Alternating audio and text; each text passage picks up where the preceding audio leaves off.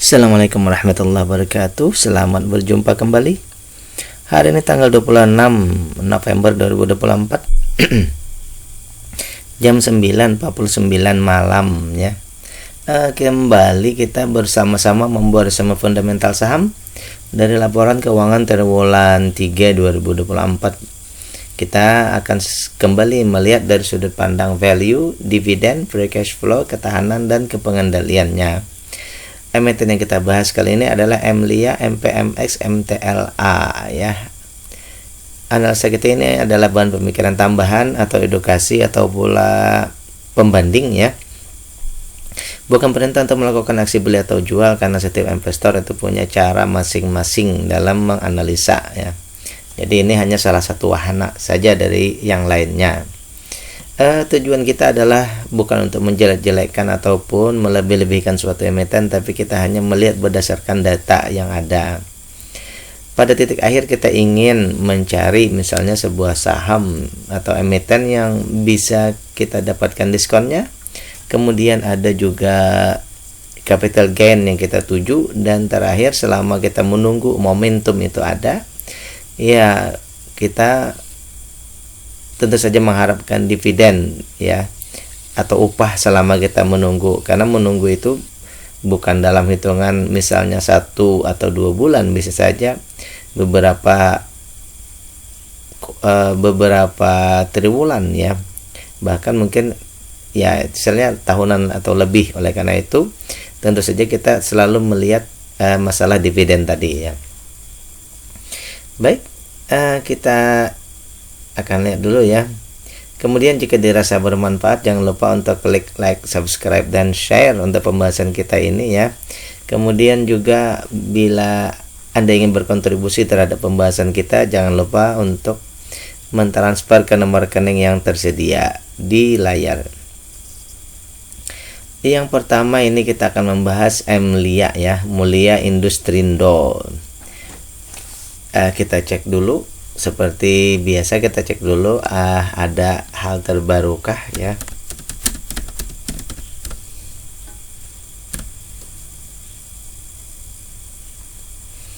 Kode saham Mulia Industrindo bergerak di bidang perdagangan dan distribusi produk anak perusahaannya.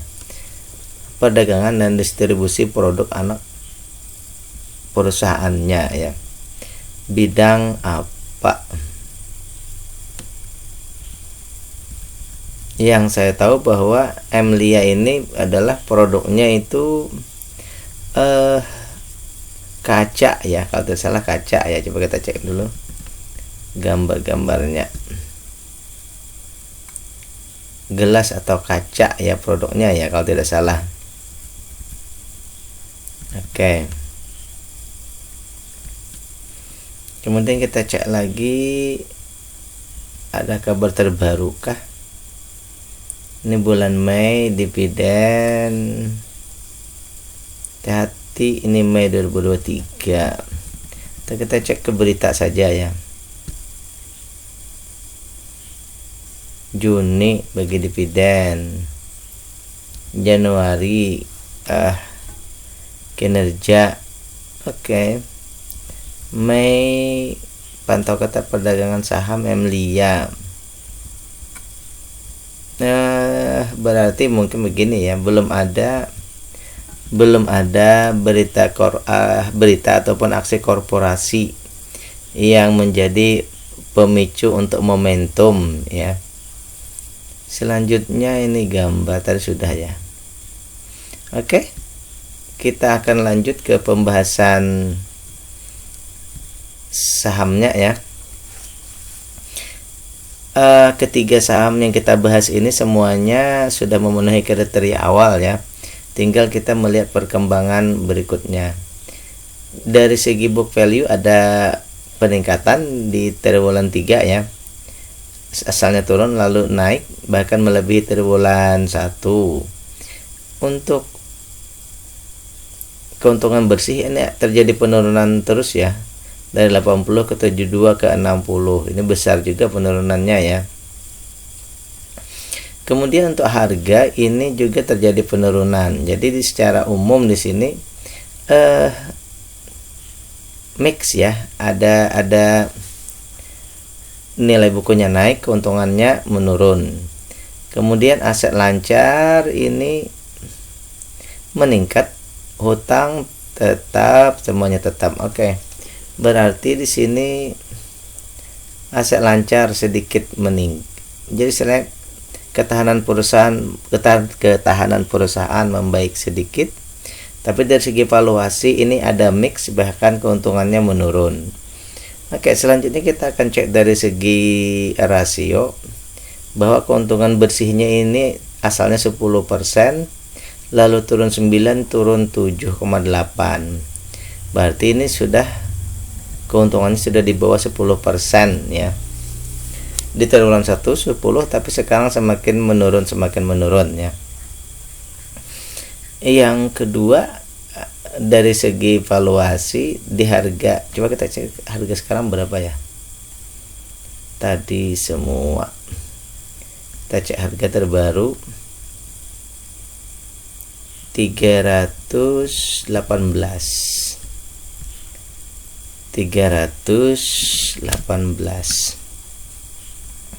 Di harga 318 ini book value-nya 774.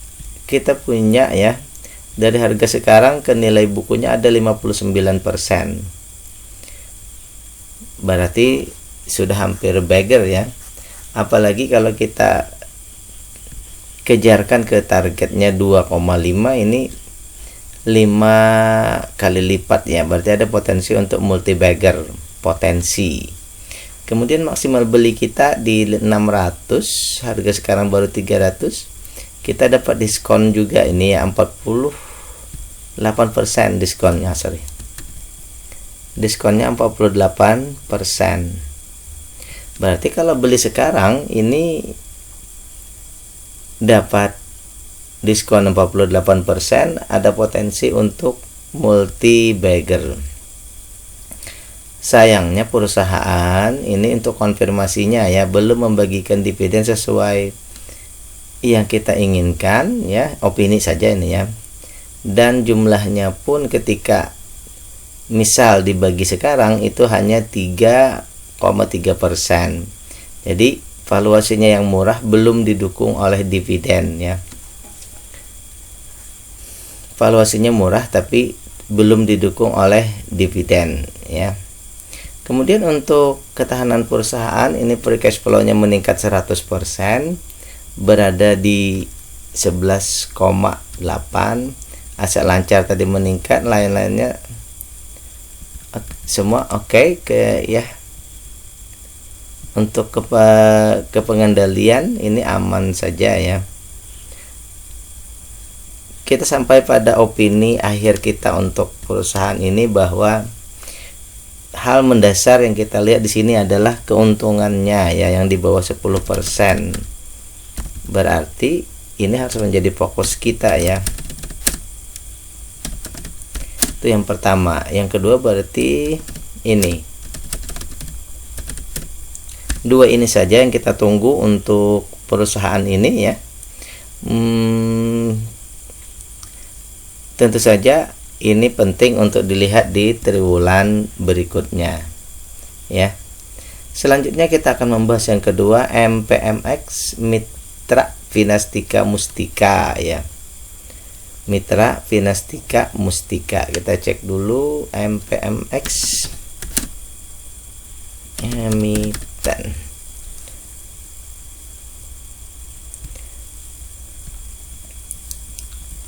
Unit bisnisnya terintegrasi mulai dari distribusi sepeda motor, mobil, retail dan pasar purna jual, distribusi suku cadang, rental mobil, pertanggungan dan pembiayaan multiguna. Itu MPMX ya. Oke. Industri apa? Sudah jelas, retail itu otomotif ya. Memproduksi apa tadi sudah juga. Oke, selanjutnya kita cek apakah ada berita terbaru di sini. Maret, Mei, kita coba ke atas di berita ya.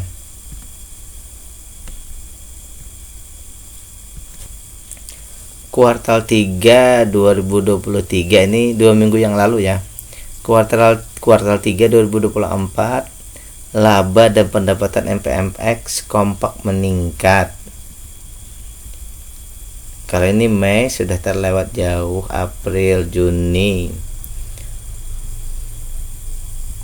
30 Mei, 4 Agustus. Berarti di sini ya laba dan pendapatan ini meningkat. Jadi ini berita saja ya, bukan aksi korporasi tapi berita saja ya. Baik, kita bahas dulu bahwa semua data ini memenuhi kriteria. Itu yang pertama ya. Dari segi book value, dari segi modal ada peningkatan, tapi keuntungan bersih menurun. Berarti valuasinya mix ya. Kita cek harga dulu ya. Harga.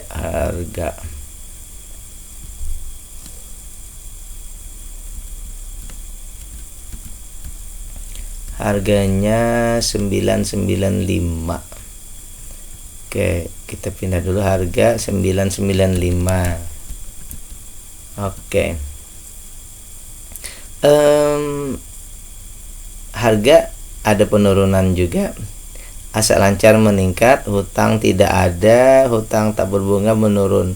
Berarti ketahanan perusahaan meningkat, sementara valuasi ini mix ya. Selanjutnya kita lihat dari segi rasio. Yang pertama, keuntungan bersih triwulan 1 9,8, triwulan 2 8,9. Ada penurunan keuntungan, penurunan bersih ya. Penurunan keuntungan bersih di bawah 10% juga ada penurunan, dan di bawah 10%. Yang kedua, harga sekarang dibandingkan dengan nilai bukunya kita punya 27% diskon ya. Artinya harga sekarang masih di bawah nilai perusahaan 27%. Kalau kita proyeksikan optimis ke PBV 2,5 ada 241%.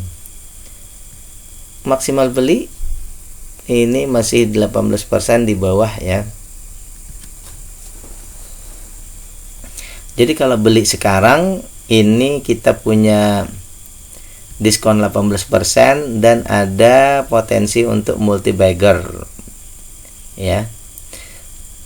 Untuk pembagian dividen ini sudah hampir semua dibagikan ya. Hampir semua dividen, hampir semua keuntungan dibagikan. Oke. 11% ya. Untuk valuasi ini wajar. Selanjutnya kita cek lagi dari segi free cash flow 12%. Tadi semua oke. Pengendali bisa trading, tidak masalah. Semua saham itu ada di bursa dan 33%-nya itu warkat. Ini retail termasuk banyak ya. 33%.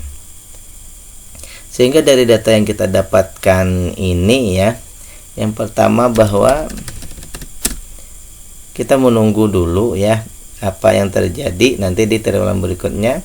Karena dia keuntungan bersihnya di bawah 10%, tentu saja kita cek lagi IPS-nya supaya naik ya, di atas 10%. Untuk valuasi berarti kalau ini perusahaannya untungnya di bawah 10% ya, valuasinya tentu kita menunggu ke murah ya. Berarti kita menunggu harganya juga turun ke valuasi murah seperti itu. Jadi ada dua yang kita tunggu untuk apa ini, MPMX ya.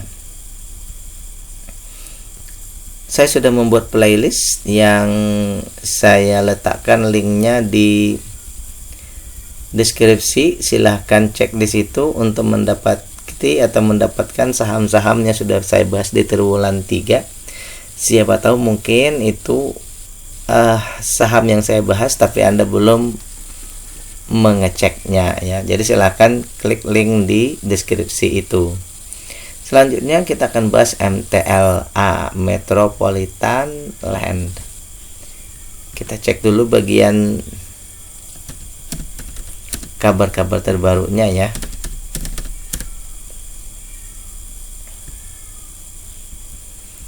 Perusahaan yang bergerak di bidang pengembangan properti perumahan dan komersil. Oke. Sudah ya.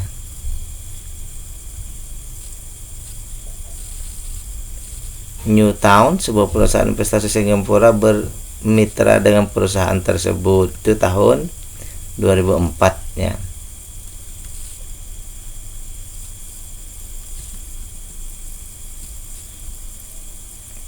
14 November. Nah ini nih, emiten MTL Medland kantongnya laba 313,8 miliar. Ini berita terbaru ya. Berarti ini kabar keuntungan saja ya, bukan kabar aksi korporasi ya. Ditopang proyek residensial. MTLA mencatatkan laba bersih, realisasinya meningkat 4,36% year on year dibandingkan tahun lalu ya. Dibandingkan triwulan 3 tahun lalu naiknya 4%. Oke.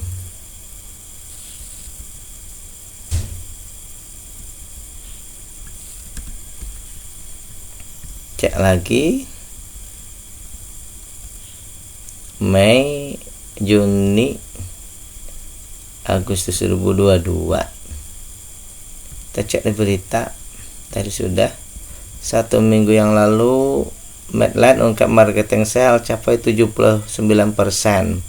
Dari target itu sudah tercapai 79% di triwulan 3. Berarti istilahnya kalau sudah 79 di triwulan 4 mungkin bisa saja mencapai 100%. Berarti ada besar kemungkinan untuk tercapai marketing salesnya di tahun 2024 itu sesuai dengan ekspektasi. Kemungkinan besar ya. Oke. 1,5 triliun itu marketing salesnya. Sekarang PPNDTP itu ada insentif ya, jadi pembelian rumah ataupun ya pembelian rumah itu katanya ada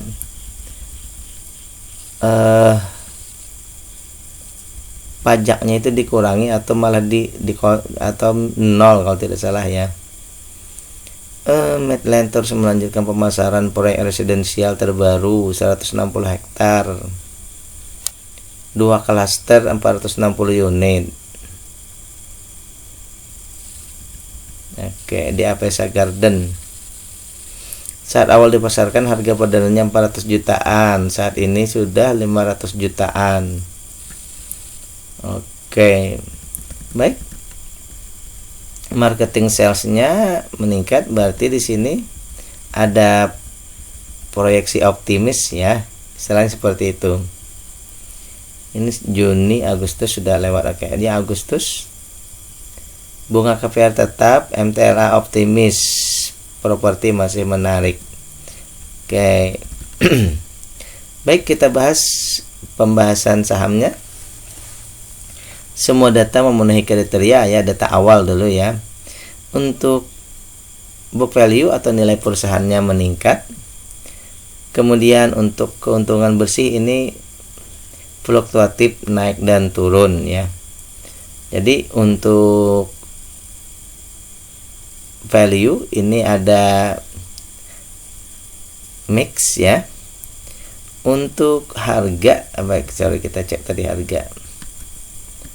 Oke, kita cek harga, di harga berapa sekarang ya? 410 ya. Harga sekarang, harga pembahasan ini 410. Baik.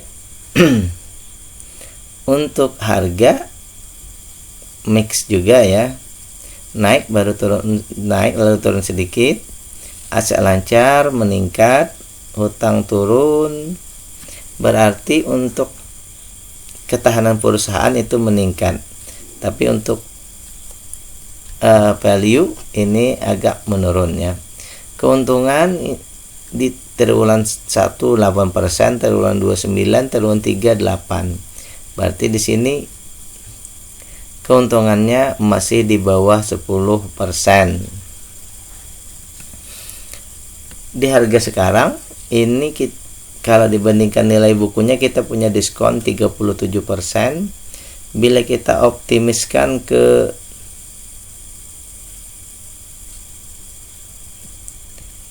PBP 2,5 itu ada sekitar hampir 3 kali lipat ya. Berarti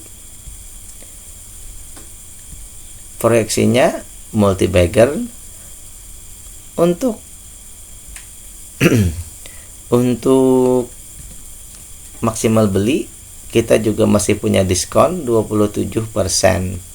Jadi simpulan awal kita untuk valuasi ini murah ya, kita punya diskon 27%, punya target sekitar 3%, 3 kali lipat.